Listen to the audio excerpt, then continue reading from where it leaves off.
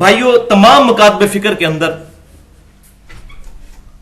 کسی نہ کسی درجے میں حق سے عناد پایا جاتا ہے، لیکن حق سے عناد جو سب سے کم میں نے دیکھا ہے وہ اہل حدیث مکتبہ فکر سلفیوں کے اندر، ان کی اکثریت عوام کی ان لوگوں پر مشتمل ہے کہ جن کو کتاب و سنت سے جب بات بتائی جاتی ہے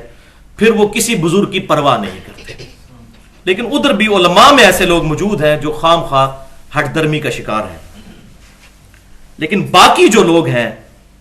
ہمارے بریلوی مکتبہ فکر کے لوگ یا دیوبند کے یا اہل تشیع کے، ان کا کچھ کلچر ہی ایسا ہے کہ ان کو بزرگوں کی اتنی محبت اور اپنے علماء کی دی گئی ہے کہ وہ اس کے خلاف قرآن و حدیث سننے کے لیے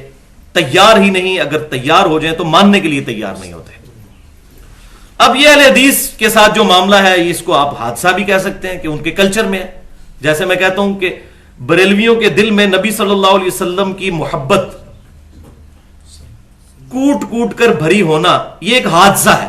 کہ ان کے کلچر میں اسی کے اوپر زور دی جاتی ہے، اور توحید آپ کو وہاں بس آٹے میں نمک کے برابر نظر آتی ہے۔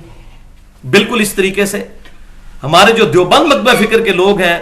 ان کو صحابہ صحابہ صحابہ یہی بات بتائی جاتی ہے۔ یہ بھی ایک حادثہ ہے کہ وہاں صحابہ کے لیے عقیدت بعض اوقات غلو کے درجے میں پائی جاتی ہے۔ اسی طریقے سے